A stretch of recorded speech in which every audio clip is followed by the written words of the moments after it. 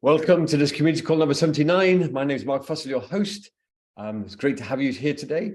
Today we have two great presenters. We have Lior and Gilles, who are going to talk to us about their work with KubeMQ and Dapr that was incorporated in the 1.10 release. And after that, we'll have Mauricio, who's going to talk to us about his work with Knative functions and Dapr. So with that, I will stop sharing and I will hand it over to Lior and Gilles.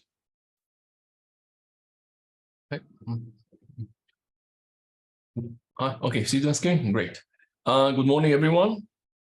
My name is Lior. I'm the co-founder and the CTO of KubeMQ.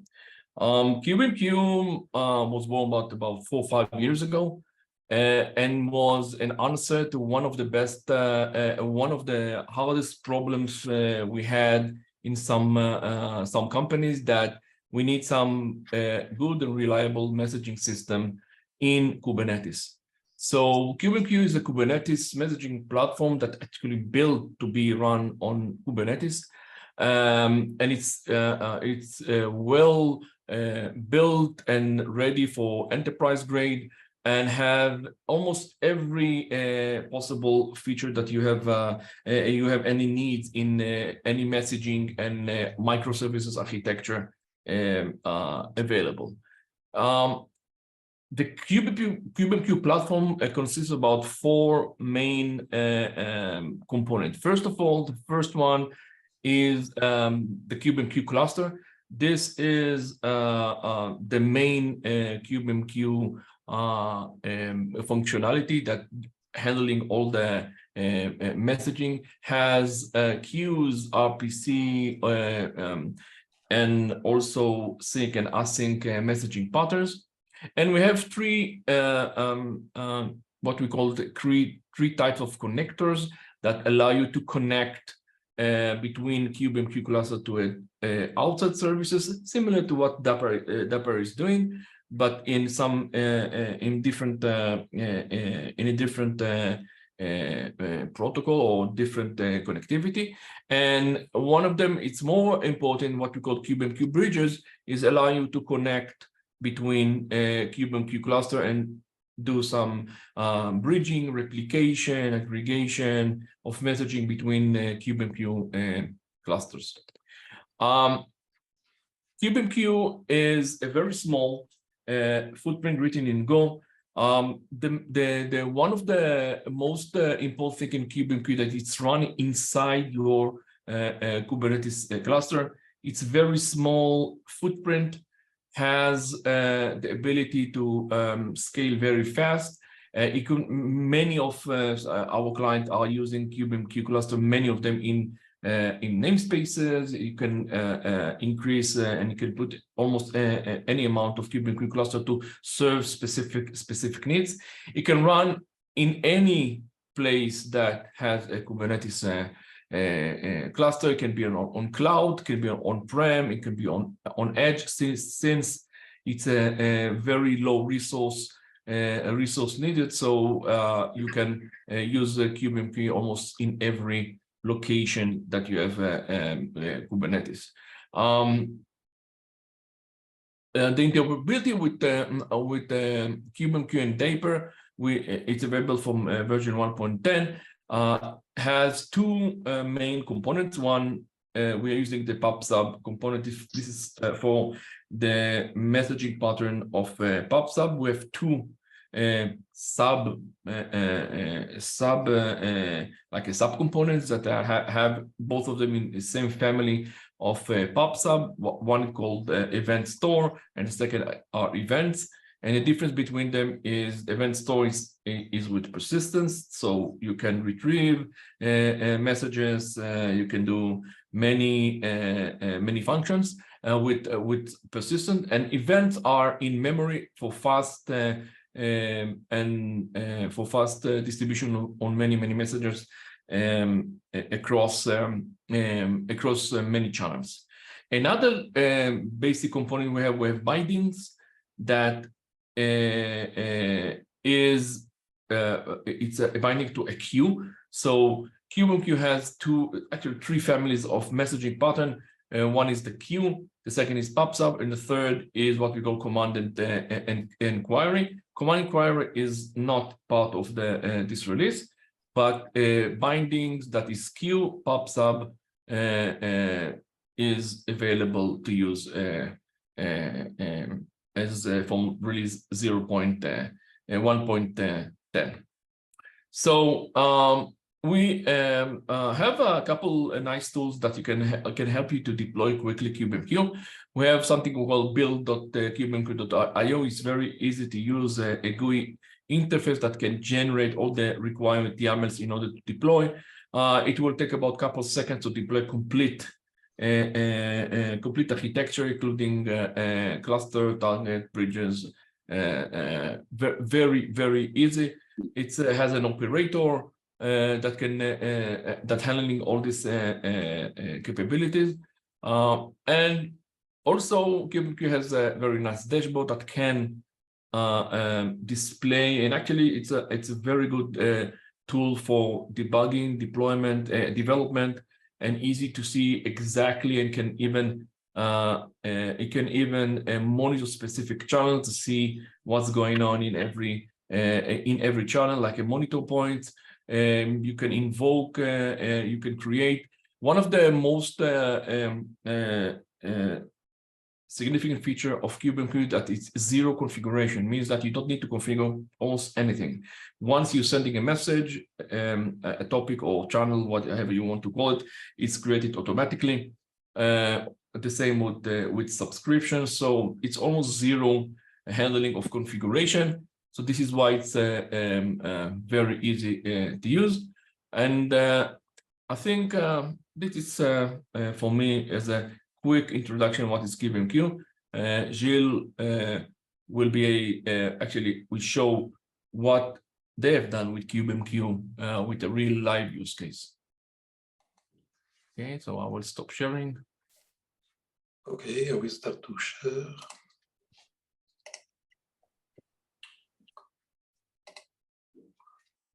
Tell me if you see my screen.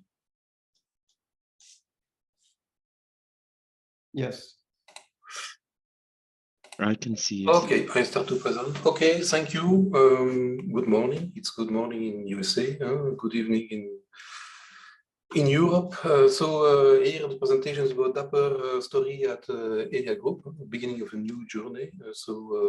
We will have an agenda. I will skip this now because the time is short, but okay, we will cover from the idea to a demonstration about using of Dapr and KubeMQ. So my name is Gilles Flisch. I'm responsible of the .NET development team at Elia. So you can contact me on my email address. I'm also owner of a framework, which is Arc4U, available as open source on the GitHub, and Visual Studio tool, which is on the marketplace. And you have to contact. You can also contact me on this email address and Twitter. Okay, so just 2 slides about Elia. So we are a company which is a group, so we have more than one company, and we are connecting the distribution and the generation of electricity. And it's a super fascinating world because we have no renewable, and the complexity to manage this is high, and it's a super interesting world. And surely, you know, with the renewable, we have different companies for different purposes. So we have we are in Belgium and Germany, but also we have company to connect UK, for example, and we're building other bridge to other company to ensure that we can have a safe and provide electricity in Europe. Okay, so before we start with the demo, I would like to just give some important point. Currently today, we have at Elia a huge portfolio. A lot of them are still monolith. So we are building new applications, which are for sure microservices one, but we have still a portfolio which is still based on .NET, .NET Core and .NET, and we are migrating this to make microservices. And we have not yet Kubernetes on-prem. So a lot of application must run on-prem because we should run if there is no electricity, internet connectivity, and so on. And some of them are on Azure, not a few of them, but some. And security is really a big concern. So when we build an application, we start from scratch with security in mind, and we are not admin of our PC. So we have a journey, and this journey is that we will go to have Kubernetes, and but not for today. So we are preparing this journey also. From my point of view, what are my concerns is my job for me is what I like to do is to ease the job of the developer. So increase the productivity, prepare the job, the technology landscape that we will use, build something which is close to be very good with all the concept that we need when we build a new application. And due to the fact that I have a huge portfolio, I'm thinking also how I can modernize this with cost-minded, and so to ease the migration from a non-Kubernetes environment to a Kubernetes environment. And also looking at CNCF product, be open source, polyglot, different language, be able to integrate different language. And also fitting deployment on different customers, because we never know, and we should be able to, if we have a good product and other customers are finding this good, we have to be able to deploy this in environment which is maybe not exactly like us. And so I would like to introduce a kind of history and timeline from the idea to the implementation, because I think it's also interesting, this part. So I start to learn and to see what Dapr is at a build event in 2020. And at Elia, I think it was even in 2019, but okay, we start to build a new application only with the microservices approach, and we add RabbitMQ, we have RabbitMQ on-prem to do the transfer, the message events and command pattern. And so we were building new application, and I was also thinking, okay, how can I ease the integration of the integration of the microservices, and how to ease this in my team. And so I was looking different messaging platform, and I was on the KubeMQ page, and I see this product seems very interesting. It was fitting part of the microservices problem that we have, and I start to discuss with Lior directly about the product, how to use it, how we can use it with the SDK of KubeMQ, and I was still looking each Dapr community code, something that I do every time, so I can follow the progression of Dapr. And a very important one was the Dapr community code 39, where the man group was presenting Sidekick. And so as we are in the .NET, my team is building .NET application, I find Sidekick as something amazing. Okay, so I say I can start to use Dapr even if I have not Kubernetes. And when Kubernetes will be there at Elia, I will be able to do the jump to the Kubernetes super easily, I will say, at no cost, okay, more or less at no cost. And so I start to continue discussion with Lior. And a day I said to Lior, I would like that you integrate KubeMQ to Dapr. And he said immediately, Gilles, we will do it. Okay, and so I started, it was a wonderful journey. Lior started to implement this. And on my side, I was also preparing the team to integrate Dapr in the application. But because we have RabbitMQ and I'm QPS, I was starting to work on this, and I see, okay, currently Dapr is not able to connect RabbitMQ with QPS, and now I start to build a Docker image to test that. And so I have a problem. I will be able to use that. I would like to use Dapr with KubeMQ when I have Kubernetes. For the moment, I have not Kubernetes. I have RabbitMQ. I want to ease the transition, but Dapr is not able to work with MQPS. Oh my God! And so I was talking. I have a DSE Microsoft engineer, André Bossard, and so we start to discuss, to test, and he said, "Okay, it's not so complex. I will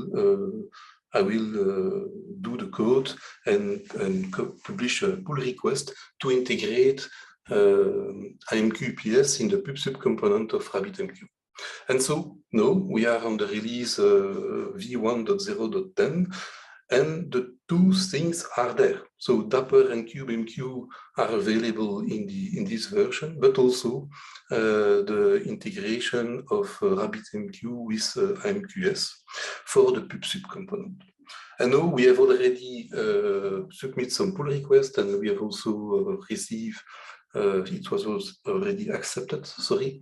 And in the next version, we will have MQPS for with the certificate authentication. I will explain this later if I have time at the end of the subtleties regarding the MQPS part for RabbitMQ.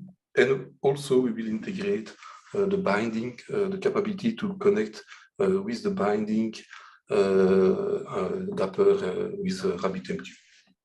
I have also other ID to enhance the encrypted files, secret store, but I've not yet discussed, starting to discuss, so we will see if it's possible, but well, it's another important concept that I need when working with Dapr in a non-Kubernetes environment. Well, so this is to put the ID clearly.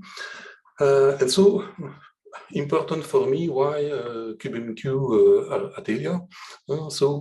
First, Lior has already explained, it's a product super fast, it's in Go, it's for sure Kubernetes minded. And so when I see Dapr, I see that this product is Kubernetes minded, the product is very flexible, and I have the same with KubeMQ regarding the messaging. So I have PubSub queuing, streaming is possible.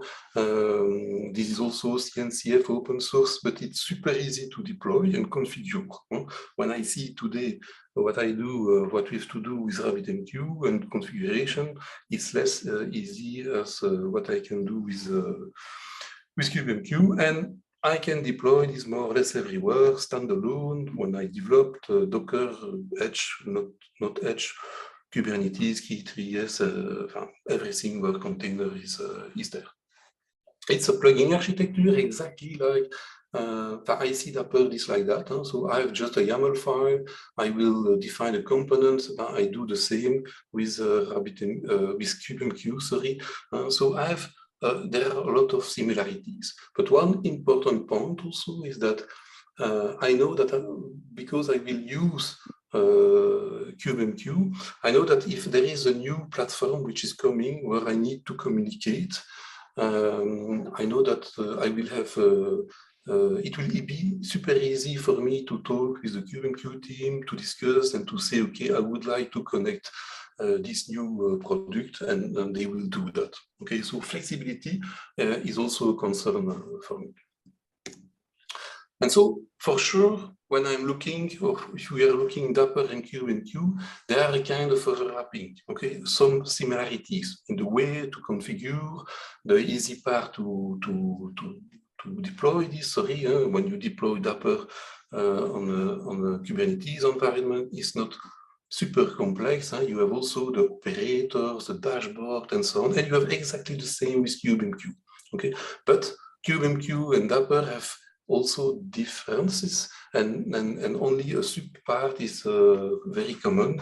And so by having those two products, I bring with a set of features which is richer than today. Okay, so only Dapr is great, only KubeMQ is great. Having both, it's super. Okay, so this is the reason why I'm really going in direction to have Dapr in KubeMQ. So a small talk about architecture. Today, when we are building .NET services, micro one, but we have different technology inside of services. We are using gRPC, REST, which are cross polyglot. Sorry, we deploy this on-prem. We have the health check. We have open telemetry. We have different database, and we have a way to log, which is using another framework where we can log on any different platform. So we are not limited. But we have just a problem. I have just a problem is that we are using RabbitMQ and we have an affinity, a strong affinity to this by using a library which is well known on the .NET world, which is Service Bus. And by using this, I'm super limited. I have also a way the message which is exchanged is not normalized and so on. And so I'm not comfortable with this situation. I would like to have something where I can deploy my services more or less everywhere.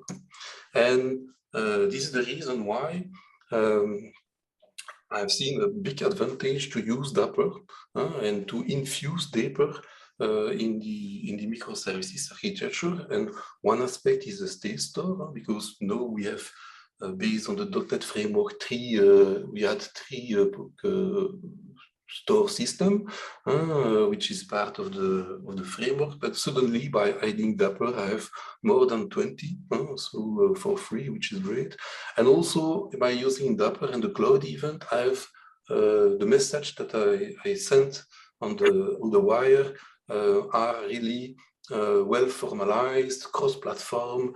It can be used by any languages. So I bring and I add value to the services that we are building at Elia. Well, so the way we build our application is super simple. We have a cell. The cell is a subdomain that we are building, and we are just deploying this cell, which is a set of microservices. We use YARP, which is also a technology to do an API gateway. It's just a .NET services with a GET package, and we expose we concentrate the communication via this API gateway. And the idea, like Lior said, is that we will deploy the cell with the KubeMQ to do internal communication. On the other side, when we are at the level of the domain, we will have our cell, each different part of the subdomain that we will implement it and deploy inside Elia. And when we have a message, something that we want to communicate to others, we will use source and target to take one message and to communicate to another KubeMQ, which is at the domain level, and we will repeat this to the level of the enterprise. And which is good for me is that by doing this, so by using Dapr, I have the capability to connect to any platform. I'm safe about that. By using KubeMQ, I have a common way to publish something and to reroute this to another platform, another technology. The data office platform will probably use Kafka, and so I can do it easily. So for me, there is no problem.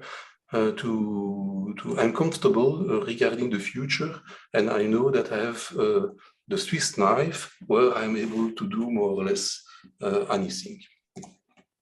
So the target here is to have a demonstration about an application, small microservices, using Dapr and KubeMQ in a first local dev environment, and see just 1 or 2 subtleties to do it on the cloud.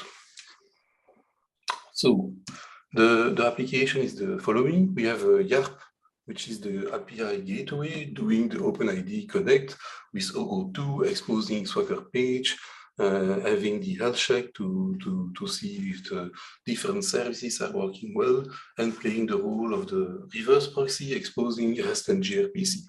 I have 3 microservices. One is core, managing the user in this case. I have one managing the contract, and the other, which is the mail. And the idea is that by infusing, I'm starting to infuse Dapr on this, is that I will just create, when a user is created, deleted, I will send a message to the KubeMQ platform, and I will say by the cloud event, I will specify that the type is user created or user deleted, and the message will be read by the mail component to send this, and I will explain the subtleties with KubeMQ to send the message to all the components or not. Okay, so this is the presentation. I will go to code. So first of all, very important, you can install KubeMQ as a Docker image, you can install on Kubernetes, but also it's super easy to install it locally.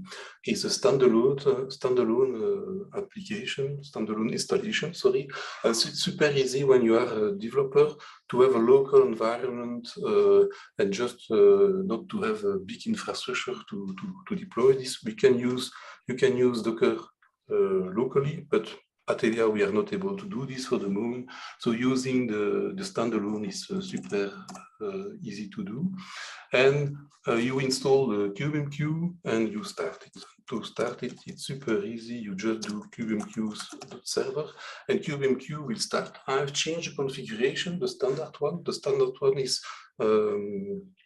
listening for the port on gRPC 50,000, and I've changed this in the YAML config to run this on the 40,000 because I have less conflict on the Windows machine. And KubeMQ will start with also to run dashboard, sorry. And so if I click on it, I should have the dashboard. I will click on it, voila, sorry. And so I have the dashboard running locally, and it's super interesting because for the developer, he will be able to see what is on the wire and the communication and see the different messages. So the example is super simple. I have super simple, and I would like to add, don't forget, we are using MAN, the sidekick project of MAN Group, to ease again the development experience also, but the deployment experience of our application using Dapr.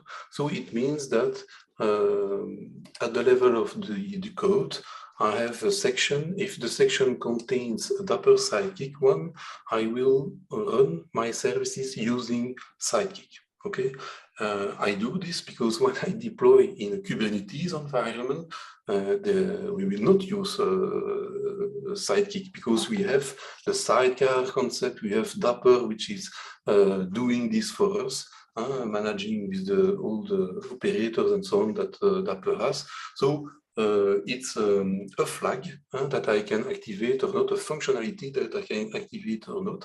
And when I'm on the development, I will be able to use Dapr to run it locally and don't have to start it manually. With command, everything is done for me.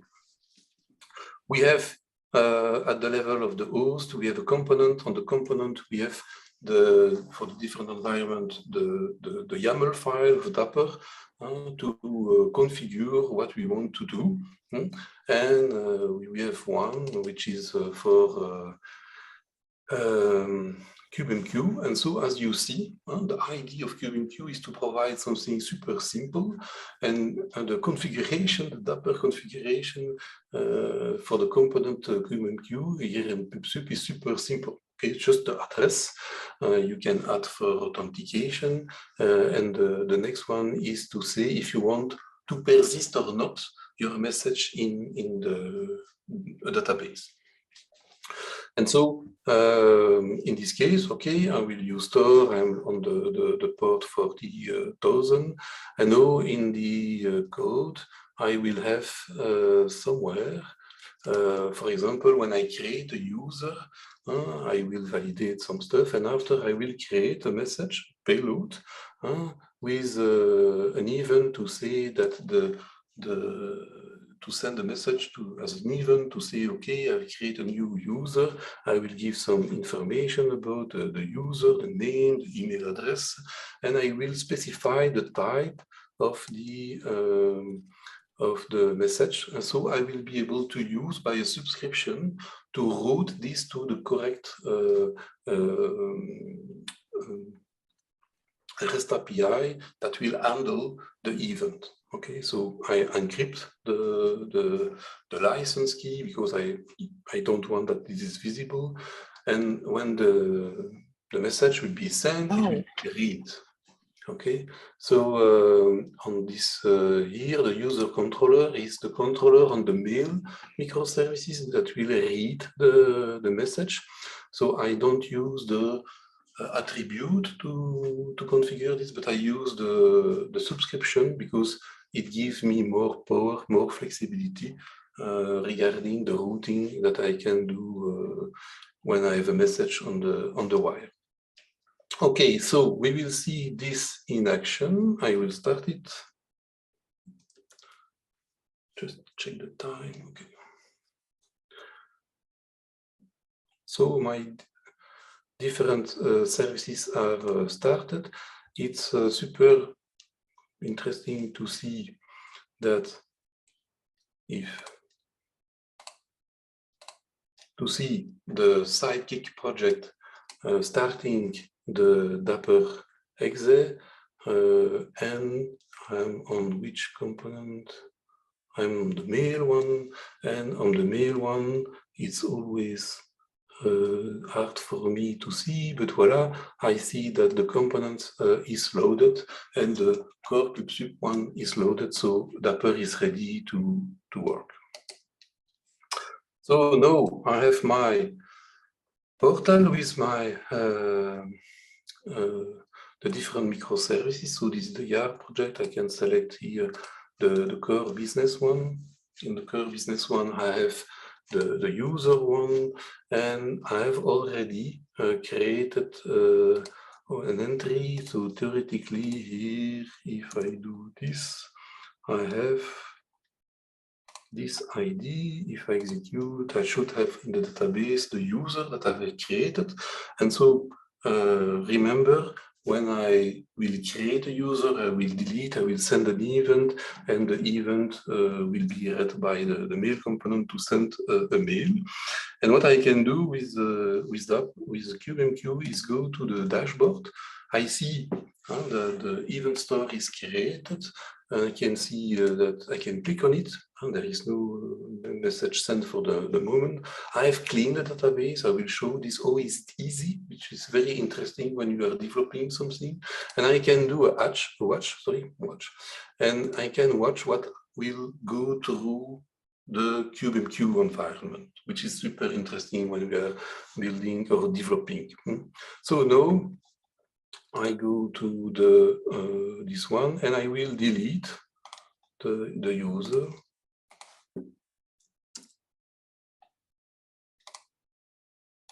I will send it, okay? And if I go to the dashboard of KubeMQ, I can see the message. I have well sent a payload, which is a cloud event one. I can see the detail of the message. I can see the type, and I have well received the message that I am removed from the product, and so my license is removed. I have no access anymore to the product. I can do the same for the creation, but I think it's super clear, and there is no problem to understand that. At the level of which is maybe interesting also, is regarding the difference between the man concept and the real one, the Dapr one, when you deploy on Kubernetes. At the level of the man, each services needs to be configured, and the YAML file to understand what it will do with Dapr. So it means that at the level of the core component, I will have a section here to define the YAML file to connect to Dapr. At the level of the mail, I will do the same.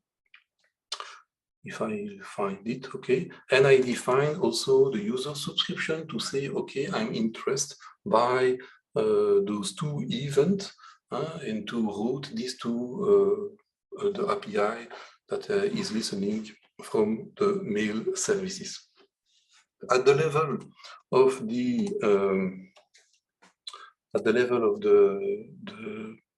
Kubernetes environment, it's a little different. So I have one component which is defined for the pubsub component, saying, okay, the connection pubsub is to go to the Dapr, which is installed in the Kubernetes environment. I'm listening on port 50,000 in this case, and I have one subscription which is defined, and I use the scope to limit, to say, okay,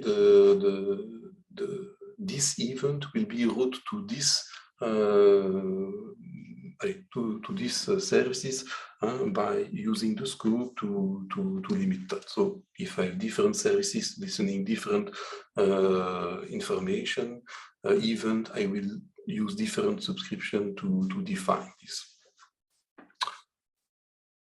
So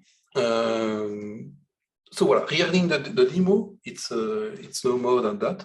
It's super easy to use Dapr. What I would like to say also is that at the level of Dapr, if I deploy my microservices, I have in this case two instances of mail and the core one, but I will speak more about the mail. When I send a message via KubeMQ with Dapr in a pubsub component, and I say just I don't specify the group name attribute. In this case, the message will be sent to each instance, each replica that are defined in the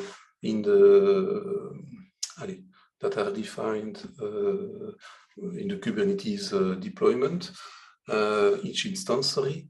And by specifying in the YAML component file of KubeMQ that I define the group name, in this case, I will have the behavior that only one instance of the mail component will receive the message. Okay, so this is very interesting, this part, because you can easily choose if you want to receive the message on each component, because you want to say to a microservices, hey, restart your cache or reset your data. You want to send it to each instances, or no, we are more in a business scenario, or we want to receive only once the message. Okay, so I will just 2 minutes go back to the slides, just about the RabbitMQ and MQPS story. I just want to mention that on the version 1.0.10, you can specify the certificate authority, the client set, and the private key in the YAML config file of the RabbitMQ. You have, and so you will be able to connect RabbitMQ with MQPS and username, password, and only for pubsub. If you on the next version, the 1.0.11, you will be able to use the certificate also to do the authentication, to be authenticate as a user, not with the username password, but you have to specify, you will have to specify the SSL external attribute, set it to true, and in this case, you will be able to authenticate only based on the certificate. Okay, we will add André, and I want to thank André also to have implemented this. Well, with the version 11, you will have the full capabilities regarding MQPS and RabbitMQ. If you want to have when the component is published and the pull request was accepted, the RabbitMQ with the MQPS feature, it was based on the job I did. So if you go to the Git repo, you can download that if you have the need to test it. And if you want to install Dapr in an non-admin PC locally, you can go to this repo also that we manage, me and André, and you have 2 PowerShell scripts and you will be able to use Dapr locally when you have no admin right. Well, just I will finish because it's already time. Thank you very much for the presentation. Thank you to Lior and André for the contribution on the Dapr project. Well, thank you for presenting. This was amazing work. Just to ask you, is this running in production today? So we are for the IMQPS feature, not yet, because we are waiting the version 11, sorry. And for the KubeMQ, we are starting a new project to fit a real business scenario, not yet in production, but we are starting this, yes. We are in the journey to do that. Well, that's an amazing story. And, you know, the work of integration between Dapr and KubeMQ has kind of been pretty phenomenal in delivering what you needed. Does anyone have any questions for Gilles?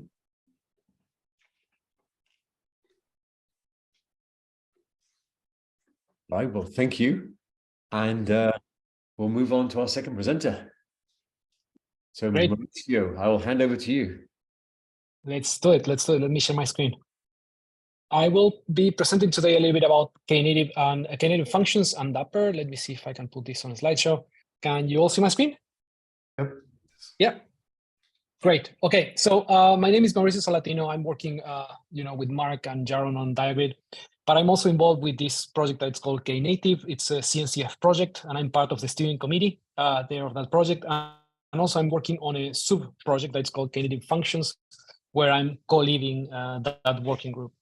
I'm also writing a book for Manning that it's about platform engineering, and I created this Dapr ambient proposal a week ago, and I think that I will be presenting about this and the story, at least why I ended up creating that proposal, kind of like in this very, very short presentation. But if you're interested, please check that issue. I will be sharing the slides probably, and also like the link to this in the chat later on. But if you're interested in this topic, please go to that issue and add comments or suggestions or questions or whatever you feel like. Okay, so Knative and Knative functions. Knative is a CNCF project. It is a Kubernetes extension that you can install in your clusters. And it basically associated with serverless, right? Like and being able to scale up and down your workloads dynamically using an autoscaler. But it is also very related to advanced traffic management and autoscaling, right? Like it has a module that it's called Knative Serving, that when you install it in your cluster, when you deploy your workloads, you use their resources, like Knative resources, like Knative services. And this saves you kind of like a lot of time in defining how to run your workloads, but it also gives you some extra features like scaling down to 0, and also the possibility of doing different release strategies, plus advanced traffic management, like sending different percentage of traffic to different versions of the same service that it's running. And Knative will deal with creating deployments for you, ingresses, and connecting all the things together. So you don't worry too much about that, and you enable people using these tools to, for example, do canary releases or plugin deployments, or even just doing A/B testing with different percentages. That's Knative Serving in just a couple of seconds. And Knative Functions is a sub-project that works on the developer experience side of things. So Knative Functions is basically a scoped-down project. It's a CLI that we have been creating for the last couple of years that focuses on simplifying the idea of creating, building, and deploying functions into Kubernetes clusters as soon as like you have Knative Serving installed in that cluster. So the idea is to be able to create these functions that are like a small piece of code that you can just quickly deploy into the cluster, and then compose these functions to create more complex functionality and more complex applications. I've seen functions also being used a lot with this, like extending existing applications. So if you have a monolith and you want to add a new feature, instead of changing the monolith, you start adding features by creating functions on top of that. And I think that the best way to show this is just to show this in action. So I wanted to show how you can create quickly a function create it, build it, and deploy it into a Kubernetes cluster. So let's go to my terminal here. I'm in my terminal. What I will do here, I will just create a directory called hello function, and I will go into that directory, right? So I'm in that directory, there is nothing, and I will use this func CLI, which is the Knative function project, to create a new function. And I will use the Go programming language, and I will use a template that it's called HTTP. This basically creates a scaffold like the function template that you can go and edit and modify if you want to. And the idea here is, like, let me open this so I can show you the code. But while I show the code, what I will be doing in the meantime is I will do func deploy -p so we can see the output, and -r docker.io. There you go. So basically, I'm building and deploying my function by just running this command. And the idea here is that func will take care of creating a container from the function source code, and then deploying this into the local Kubernetes cluster that I have running here in my laptop. If we take a look at the source code generated by the function, it's pretty simple. It's a Go function. I don't know if you can see that, but it's basically the scaffolding and a placeholder for you actually to go and write your code here. You can create functions in any programming language and use any other libraries that you want into your functions. And the func CLI will detect what language are you using and build a container for that function, and then deploy it as a Knative service into the target cluster. So if we go to the terminal again, we can see that, okay, so this has been like, it's pushing the container, and now it's actually deploying that service into the cluster. And when we finish this command, basically we will have a URL that we can use to interact with the function that we just created, right?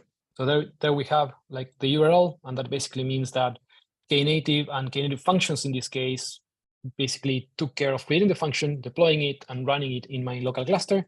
And I can use HTTP to just call this function just to see that it's running there. So if I run this, I'm getting kind of like a reply back. So that's pretty much it. It's just printing up the request that I've just sent, which is nothing like saying that I used HTTP here just to do the request.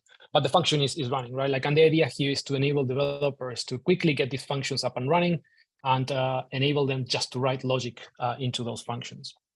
Again, that's Knative functions in 2 minutes, but I needed to explain this to go further. So I've started experimenting with Dapr, I think that early December last year, and I've started thinking about, okay, so how can we use Dapr to extend functions in this case? Because 99% of the time, a function will want to write data somewhere or read data from a data source, or even send messages between functions to actually create these compositions of functions to create more complex functionality. And Dapr, actually, it's perfect for that scenario. So I've started doing some experiments with these 2 projects together. So I've installed Knative serving in a cluster. I installed Dapr in a cluster, and then I started creating functions and started experimenting with different components. The first thing that I did is try the state store component.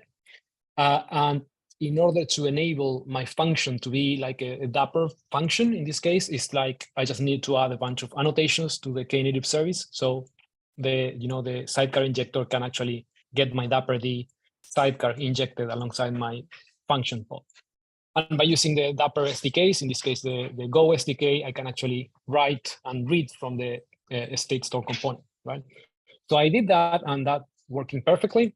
But we need to be aware that when we are working with functions, and when we have kind of like this autoscaler that can downscale our functions, if we are using kind of like this architecture, and if we are injecting the Dapr sidecar into our functions, we need to know that that Dapr sidecar will go away if the function gets downscaled, right?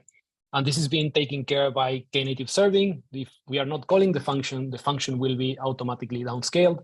There will be no pod running. That basically means that there is no sidecar run either. And for the state store component, that's actually fine, because when we send a request to our function, Knative serving will create a new instance of our container. It will actually create another instance of Dapr and that will connect to the component and will allow me to read or write from the state store, right? I did some experiment with Redis, and that's working quite okay. The only thing here that we need to be aware of is that this starting Dapr will also require time. That basically means that we are adding time to the cold start of the function in that case. which is fine for some use cases. But if you need to actually start multiple instances of this, it might become some kind of a problem. So for state store, everything is great, but with PubSub and more stateful components, there is actual a problem there that didn't work as I was expecting, because again, if we have a function that emits events using PubSub and a function that subscribes to those events, the subscription itself will be here in the Dapr D of the function that it's actually expecting to get some message back at some point in an asynchronous fashion. And that basically means that if we start downscaling these functions because they are not being used, the one that is subscribed will actually not have Dapr D running. And in that case, we are never going to be notified because nobody's actually listening for that subscription. And that basically it's the backstory of why I created a proposal for something called Dapr Ambient, where the idea is to have a different deployment strategy for Dapr D in this case, that usually we deploy as a sidecar and we automatically inject that into our Dapr enabled applications. But in this case, the proposal is basically allowing you to install a Dapr D sidecar in the Kubernetes context as a daemon set. And the idea here is to be able to separate the lifecycle of our functions and when when Dapr D is running and how it's running, kind of like which configuration parameters. And again, the main objective here is to enable all these functions to be downscaled, our applications to be downscaled, and keep something that keeps running. So when a notification arrives, when a message arrives to a topic, we have something that it's still listening that. And that's why these also have a proxy here that will just pick it up and basically know where to forward the incoming messages for whatever we configure this component to be, right? As you can see here, I created a Helm chart that allows me to install this into my cluster by setting a bunch of configuration parameters, like, for example, the Dapr application name, and also the external URL where I want to send the notifications that I'm getting, right? And again, yeah, the idea is here that no matter if everything gets downscaled, there will be something that it's waiting for those subscriptions, and we will have something that will actually call an HTTP endpoint whenever we get a message. And by having that HTTP call here, we can enable Knative serving, in this case, to upscale the functions and buffer that request until there is an instance of that function running, and then that function can receive the notification that it was expecting. So let me show that in action. I created a couple of examples to show that, and I will also publish a blog post and a step-by-step tutorial to reproduce this thing that I'm showing here as part of the proposal that I created there in the sandbox issue. So if you see here, I'm running in my local cluster. I'm running this Dapr Ambient that I've installed using Helm. You can see Helm list here. I've installed that my ambient chart that it's basically coming from this chart definition. And I'm also running Redis as my state store and as my PubSub mechanism, my backing implementation. You can use any other mechanism. It doesn't really matter which implementations you use for PubSub or state store. It will work for all of them. And as you can see, I have no pods running, and that basically means that I have 3 functions: one that writes values to the state store, one that reads values from the state store, and I have another service or application or function that is running that will only run when we get kind of like a subscription pointing to it.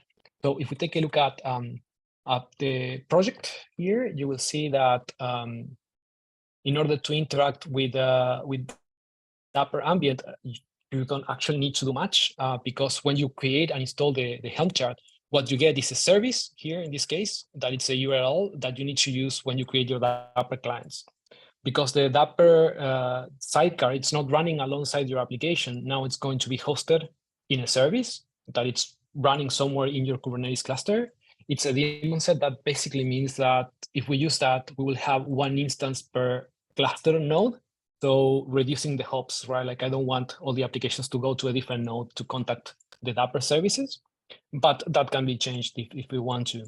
And what I'm doing here, I'm creating a Dapr client that it's basically using, that service to connect. So I'm not connecting to my sidecar. I'm connecting to something that is running separately. In this case, the Dapr Ambient thing that I've created. And in that case, again, then I use the Dapr APIs to store state, to get state, or to even like publish events in this case, right? Just The only thing that changes is where do I connect to Dapr? And in this case, I'm connecting to this instance that is running there. So I have a function that I've created with Knative functions that it's reading values, another one that it's writing values, pretty simple stuff. One reads, the other one writes, but the one that writes, also, as I showed you before, it's emitting an event here. It's publishing an event to a topic there, right? So I configured the Dapr ambient to consume these two Dapr components. So if I list here the components, you can see that I have a state store and a notification PubSub, and I also have a subscription. And I can describe that subscription here. I can describe that subscription quickly. That basically says that it's waiting for things under the notification topic, and it will forward all the messages to the /notification URL. That basically means that now I can do an HTTP post to the write function, write values function, and send the value here. Let's choose the value here, 42, let's say. And when I send these, I would expect that Knative will basically create a new instance of that function just to receive the value here, 42, and also create an instance of the the function that is subscribed to the messages, right? So you can see here that now I have two pods, one for the write function and one for the subscriber function that it's waiting for the messages. And I can get the logs from the subscriber just to check that the message arrived, of course, and it's there, right? So the way that this works is basically when I created the ambient and I've installed the ambient here, let me see. Yeah, so when I install the ambient installation, you can have more than one ambient installation. You can see here that I'm configuring the remote URL to be my subscriber function in this case that was deployed into the cluster. And that allows me to wait messages on behalf of that application. And when we get a message in the ambient instance, we will just forward it to that remote URL, in this case, a function that is running inside the cluster as well. I know that I rushed it a little bit, but I can see that I'm running out of time. So if you have any questions, I strongly recommend you to go to the issue here, this one. And I have also the source code of what I'm showing here in this repository called Dapr Ambient under my GitHub account. You are more than welcome to check it out, create issues, or send questions my way. But I would ask you, like, if you have comments about the proposal, please use this issue. That it's under community and it's 294. I think that's all I got, and I'm out of time. Yeah, no, thank you, Mauricio. This was really great, and we showed this to the Dapr string committee last week, and I'm really happy to say that literally everyone was really excited about this. I've rarely seen like all the vendors, saying, "Wow, this looks great." So yeah, hopefully this can get approved maybe even this week. So yeah, really awesome stuff there. Good stuff. It's pretty simple so far, but I think that we can expand on this idea a lot. And yeah, I just wanted to thank all the Diagrid internal engineers, because we have something similar for things that are building internally, and this is just something that I thought that it will be very appreciated on the community side as well. Definitely. Yes, for certain. Does anyone have any other questions for Mauricio? Okay, well, Mauricio, what we'll do is maybe have you back in a couple of months' time if you've done some more updates with it all and the progress on the project. It'd be great to see there, and we'll look for a future opportunity around that.